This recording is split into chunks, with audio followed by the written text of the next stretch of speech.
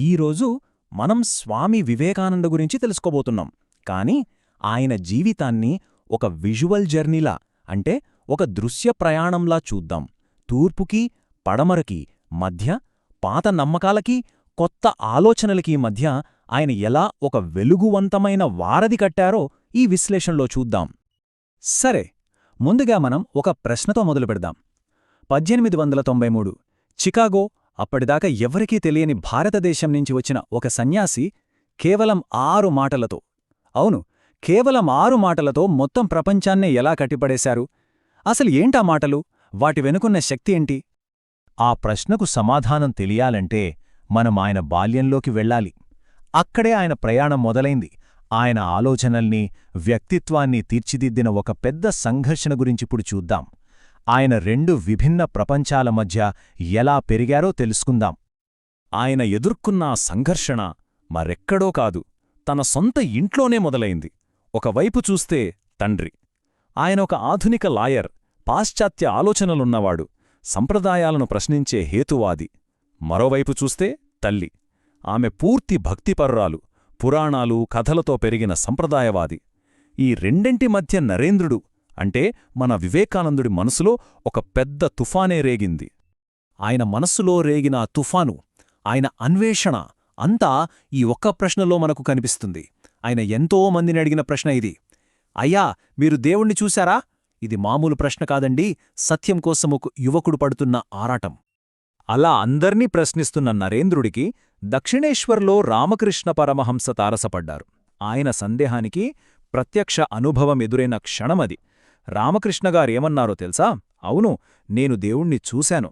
నిన్ను ఇక్కడ ఎలా చూస్తున్నానో ఆయనను అంతకంటే స్పష్టంగా చూస్తాను అన్నారు. అంతే, ఆ ఒక్క సమాధానం నరేంద్రుడి జీవితాన్ని పూర్తిగా మార్చేసింది. సరే, గురువు దొరికారు, కాని అసలు ప్రయాణం ఇక్కడనుంచే మొదలైంది. ఇక ఆయన జీవితంలో మరో ముఖ్యమైన దశ మొదలవుతుంది. అదే ఒక సంచార సన్యాసిగా భారతదేశం మొత్తం చుట్టిరావడం. ఈ ప్రయాణం ఆయనను ఎలా వివేకానందుడిగా మార్చిందో చూద్దాం. దాదాపు 5 ఏళ్లపాటు ఆయన దేశమంతా తిరిగారు. ఆయన లక్ష్యం ఒకటే, అసలైన భారతదేశాన్ని చూడాలి, దాని ఆత్మను అర్థం చేసుకోవాలి. మహారాజుల భవనాల్లోనూ ఉన్నారు, పేదల గుడిసెల్లోనూ గడిపారు. ఆయన చూడని జీవితం లేదు, కలవని మనిషి లేడంటే అతిశయోక్తి కాదు. ఆ ప్రయాణంలో జరిగిన ఒక సంఘటన ఆయన జీవిత తత్వాన్నే మార్చేసింది. వారణాసిలో ఒకసారి కొన్ని కోతులు ఆయన వెంటపడ్డాయి. ఆయన భయంతో పరిగెడుతుంటే దూరం నుంచి ఒక స్వరం వినిపించింది. ఆ స్వరం ఏమని అరిచిందంటే, ఆ మృగాలను ఎదుర్కో అని. ఆ మాట వినగానే వివేకానంద ఒక్కసారిగా ఆగి వెనక్కి తిరిగి ఆ కోతులవైపు ధైర్యంగా నడిచారు. అంతే, అవి భయపడి పారిపోయాయి. అప్పట్నుంచి ఇది ఆయన జీవితంలో ఒక ముఖ్య సూత్రమైపోయింది. సమస్యలొస్తే పారిపోకూడదు, ధైర్యంగా ఎదుర్కోవాలి. ఇలాంటి ఎన్నో అనుభవాల తర్వాత 1892లో ఆయన కన్యాకుమారి చేరుకున్నారు. అక్కడ సముద్రం మధ్యలో ఒక పెద్ద బండరాయిమీద కూర్చుని 3 రోజులపాటు ధ్యానం చేశారు. అయితే ఆయన ధ్యానం చేసింది దేవుడు గురించి కాదు, భారతదేశం గురించి. ఇక్కడే, ఈ క్షణంలోనే తన జీవిత లక్ష్యం ఏంటో ఆయనకు స్పష్టమైంది. ఈ దేశ ప్రజల్ని పైకి తీసుకురావాలి, భారతదేశపు గొప్పతనాన్ని మళ్లీ ప్రపంచానికి చాటి చెప్పాలి. సరే, ఇప్పుడు మనం మళ్లీ మొదటి స్లైడ్కి, ఆ చికాగో వేదిక దగ్గరికి వద్దాం. ఇప్పుడు చూడండి, ఆయన అక్కడ నిలబడి మాట్లాడ్డానికి ముందు ఒక 5 ఏళ్ల సుదీర్ఘ ప్రయాణముంది, ఒక స్పష్టమైన లక్ష్యముంది. ఇప్పుడు ఆ 6 మాటల వెనుకున్న శక్తి ఏంటో మనకు కొంచెం కొంచెంగా అర్థమవుతుంది. కాని ఆ వేదిక ఎక్కడం అంత సులభం కాలేదు. ఆయన చికాగో వెళ్ళినప్పుడు ఆయన దగ్గర అధికారిక ఆహ్వానం కూడా లేదు. డబ్బులన్నీ అయిపోయి రైల్వే యార్డ్లోని ఓ ఖాళీ పెట్టెలో రాత్రులు గడిపారంటే నమ్మగలరా? చివరి నిమిషంలో ఎలాగోలా మాట్లాడే అవకాశం సంపాదించుకున్నారు. ఆయన దగ్గర ఏమీ లేకపోయినా ఒక్కటి మాత్రం ఉంది, అది అచంచలమైన ఆత్మవిశ్వాసం. ఇక ఆయన సమయం వచ్చింది. వేదికపైకి వచ్చి ఆ 7,000 మందిని చూసి ఆయన పలికిన ఆ మొదటి మాటలు, అమెరికా సోదరీ సోదరులారా. అంతే, ఆ ఒక్క పిలుపుతో సభ మొత్తం ఒక్కసారిగా ఉలిక్కిపడింది. అప్పటిదాకా లేడీస్ అండ్ జెంటల్మెన్ అంటూ లాంఛనంగా వింటున్న వాళ్లకి ఈ ఆత్మీయ పలకరింపు ఒక కరెంట్ షాక్లా తగిలింది.